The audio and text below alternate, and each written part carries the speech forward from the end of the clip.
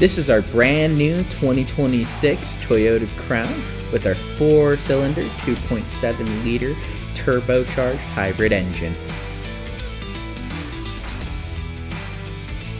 First thing first, we're going to have our seat preset features right here. All you're going to want to do to save the seat is you're going to hit set and then hold on one, wait for that loud beep, and that'll pair your seat to whoever is going to be the first seater or the second seater. You can have up to 2 seats paired. Secondly, we're going to go right down here to our wing mirror adjuster. We have the panel all the way up. That means our wing mirrors are always going to be out. If we have it set flat, set to the A, that means it's automatic. So anytime you lock your car outside, it'll fold your wing mirrors in, and when you unlock it, they'll fold out. And then if we push all the way down, it'll fold our wing mirrors into our vehicle, which is really good for car washes. That way you don't have to worry about damaging your vehicle in any way, shape, or form. And as long as you have your wing mirror adjuster right over here twisted to right or left, when you're backing up, your wing mirrors will tilt down to give you a better view of the ground next to you.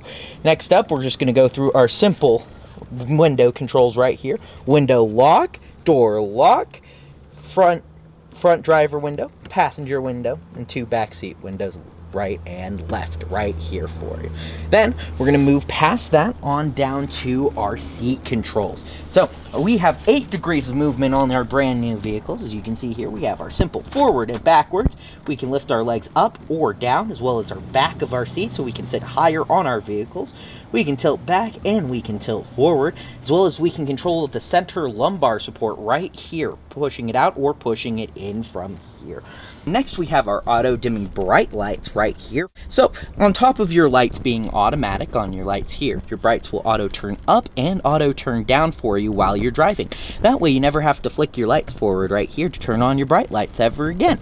Next up is one of the most important buttons for living in the state of Utah. This is your heated windshield. So for your back, you have heater lines that are built into the back that'll just melt the ice off for you.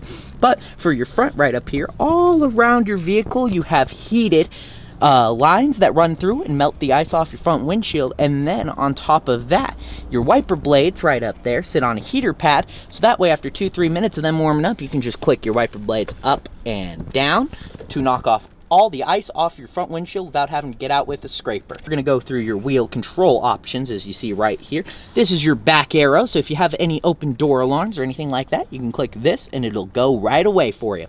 This will let you pick up and end phone calls, as well as go to your phone app when you're hooked up to the CarPlay feature of your center display screen.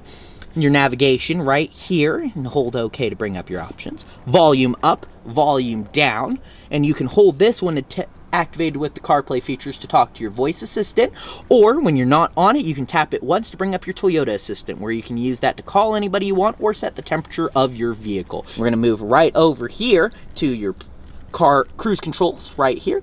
You're going to click this and hold to activate and set your cruise control. This is going to be your lane departure for keeping you centered in your lane. Turn that on or off right here. Speed up or speed down on your cruise control. You can cancel your cruise right here. Adjust the follow distance of the radar right here. You're going to have 4, 3, 2, or 1 measurements on your radar. And then this mode button right up here will let you change it from either a standard radar cruise or to the old version of standard cruise, like you probably had in one of your older vehicles. Right down here, this is going to allow you to skip between all your music preset radio stations right there. And mode will let you swap between all your listening options, be it all types of radio stations, Apple and Amazon Music, or whatever you're listening to on your phone at the time. As you can see here, this is our current center display. All you need to do is to change it as you hold OK. This will bring up your selector options. You can then move between left, center, or right, and then you can change the info displayed on the screen by pushing up or down on your steering wheel. And as you can see here, we have our center display right here for our fuel economy. And we can go through a bunch of different selection options.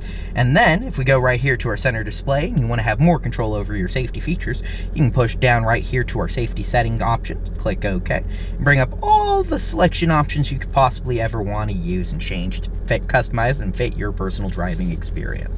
Then we're going to go right up here, leave it at our cruise control information, and exit by clicking the little exit arrow up here on the left. Then, if you want to change between any of your preset screens, you have up to 3. You can push left or right to go through your 3 different options. To best describe our hybrid system on our brand new vehicles, if you take a look right over there, you can see the hybrid system is currently being charged by the engine. Anytime there's a red arrow going towards it, it means it's charging the hybrid system. But anytime there's a green arrow going out, it means it's charging your engine, giving you better fuel economy.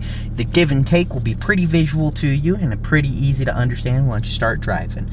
Then we'll move back here, and then as we direct right over here, we can see our eyesight display right here. This is going to make sure that you keep your eyes straight on the road, and if you look away or anything, it'll make a nice little beeping noise telling you to keep your head looking straight forward. Next, we're going to address our brand new rain sensing windshield wipers right here. You can currently see all the way up means we're on off. If you pull it up, that'll turn your misters on up front. 1 down will set you on your auto. 2 down will be low. 3 down will be high. But most of the time, we're probably going to be wanting on our auto. And as you can see here, we have our twisty knob to control the speed at which it's going to sense our rain sensor. So all the way down is going to be off. 1 up is going to be low. 2 up is going to be medium. 3 up is going to be high. So most of the time I like to leave it on the medium one because that will best handle most rain or snow that you will probably come across while driving on your everyday road trip. Next up, we're going to move here to your center cluster. So you can see here you have your traction control right here. Only time you're ever going to really want to turn that off is if you're completely stuck in snow. That way you can slip on out of being stuck. Otherwise, it stops you from slipping and sliding, and I recommend leaving that on. Right here is your parking brake. Pulling up will disengage it, pushing down will engage it. What's most important to note is that on most of Toyota's vehicles, this is automatic. So anytime you're in park, it's on. Anytime you put it in reverse or drive, it disengages, so you don't really have to worry about that. Next up, as you can see right here, this is our EV mode button. This is a really important button to know about because anytime, let's say you're about to get to a gas station, run completely out of gasoline, this EV mode button right here will let you turn on and drive solely on your hybrid battery, as long as you're 80% charged or higher, and gives you a range of 25 miles up to a top speed of 25. So that way you can limp your way to the next gas station and get yourself some gas. Above that, your park brake hold, and how that works is anytime you're driving and you come to a stop, you can hold your foot on your brake for about a couple seconds. You'll see the words hold pop up on your center display, and that is going to let you take your foot off your brake while you're in drive and not have your car idle forward. Next up, we have your drive mode information right here. If you push down on your center display, you'll see it changes to Eco, Normal, Sport, or Custom, which you can customize in your drive settings. Now, Eco mode is going to be a little slower on your acceleration. It's going to save you up to 2 to 3 gallons per mile, slow down your acceleration, but it's also going to save you gasoline.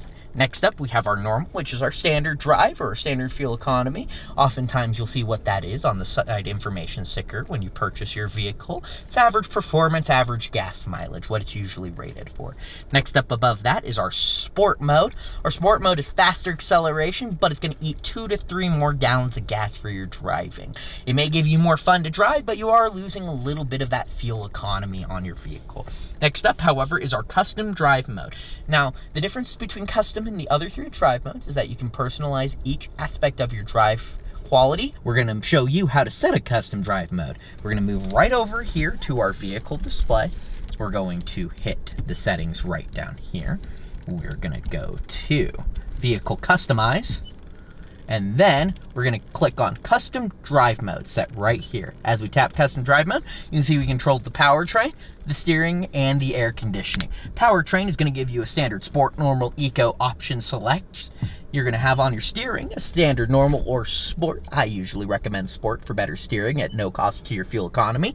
And then at your air conditioning, you're only going to have normal or eco. I recommend keeping it normal. That way your car heats up and cools down to about the standard speed you want it to. But if you like saving gas, eco will probably be the correct choice for you. Next up, we have our gear shifter right here, which looks a little different from your standard gear shifter. As you can see, the park is a button. You just push it on to engage it. However, if we ever need to go to any of our other modes, drive or reverse or neutral, it's just simple. Put your foot on your brake, pull over, up for reverse, as you can see, or pull it to the side for neutral, or pull it to the side and down for drive. And then to re-engage with our park feature, we just push the P in like a button. Then we're going to move right up here to our wireless phone charger. And as you can see right here, this is a vertical charger. What you're going to want to make sure you do is, you can see here with my phone, you want to make sure that you have no metal or any credit cards saved in the back of your case. That means you can then put your phone down into the charger, and with that orange light, meaning that it's active in charging your phone. If it turns green later, it means your phone has become fully charged. Other important features to see is this is your 360 camera view button. If you click that there, you'll see that it does a little spin around of the entirety of your vehicle. That way you can just make sure you have no objects around you in your garage or parked on the side of the street that you're gonna be worried about hitting, and you can just pull right on out of your standard drive. Next up, we're gonna be looking at our AC controls. As you can see here, right there is heated seating, which can be controlled up to 3 separate levels: high, medium, low, and off. So, we also have the same ability here on our cooled seating. We have high, medium, low, and off. Then we have our auto AC control here. What auto will do is it'll take over control of the fans to set the temperature of your car and maintain it to whatever you've set your AC control temperature to be over here. You can also turn your AC off with this off flicker knob simply by clicking down on it. You have your rear and wing mirror defrosters right here, as well as your front mirror defroster right here. Next off, if we want to turn our air back on or set our controls back to simple, we click up on this flipper knob, and this will show you how many levels or speeds we have on our fan. Next up, we have our AC control temperature right here. See, you can go all the way down to low, or you can go all the way up to the highest point of high right here for you. So you can set your car to pretty much any normal temperature you'd probably like to have. So we're going to pull that back down to a good old 68, and then we're going to move right here to our heated steering wheel. Now, our heated steering wheel can have auto set to whatever the temperature you left it at, high, low, or off. And on your steering wheel, it's important to note the heated areas are 10 and 2. Not down here, not up here. Just right where you're supposed to hold it when you're driving. Then we're gonna move right here to where your air is supposed to be angled at. See, you got head and feet, feet and defroster, and head. I usually like to leave it at head and feet, so I'll leave it right there for you. Now, as you can currently see, when I'm adjusting the temperature, the passenger temperature and the driver's temperature are set to match. What if your passenger wants a different temperature? Simply, all they have to do is adjust their own knob to set it to wherever they like. That way they can have the temperature how they like it, and you can have the temperature how you like it. However, let's say they leave the car and you want them to match back up. A simple click of your sync button will match up all temperatures to how you would prefer to have it. Then, right above your sync option, you have your direct air option. Direct air is only going to blow air in the occupied front seats. So if nobody's in your passenger seat, it won't even blow air there. Then next to that, your passenger cooled and heated seats, recycle cabin air, and your simple AC button to supercharge your cooling of your vehicle. After that, we're going to move on up to our home link system right here. As you can see here, you have 3 separate options to pair up to garage doors or gates. You have 1, 2, and 3.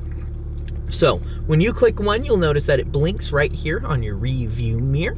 This is going to be letting you know that it's ready to pair, and all you're going to need to do to pair it is hold your garage door button underneath, wait till that orange light turns green, and then this has now turned into your garage door opener to open and close your garage. However, if you ever experience any issues or any problems with your HomeLink system and need to repair or retry your pairing system, all you got to do is hold 1 and 3 together for about 10 to 15 seconds, and that'll completely erase all the information saved on your HomeLink. Next up, we're going to be looking here at your lights and emergency call button, as well as sunroof and shade.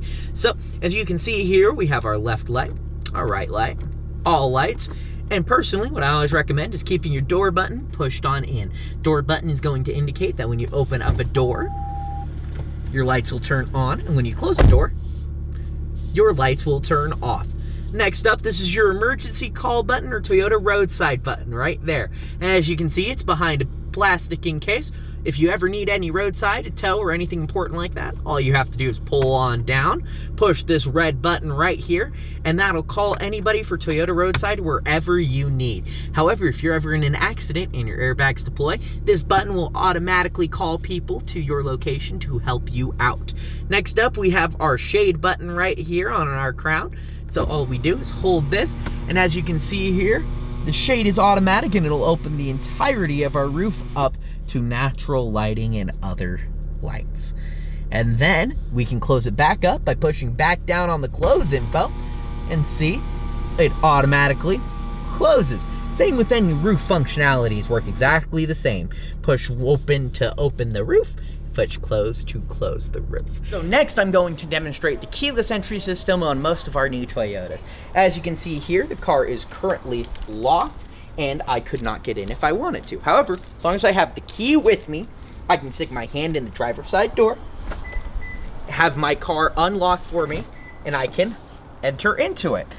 However, sometimes I want to lock my car without getting my keys out. So you see these little indents right here on the side of your door. As long as you take your finger, hold it over that, you can successfully lock the entirety of your vehicle.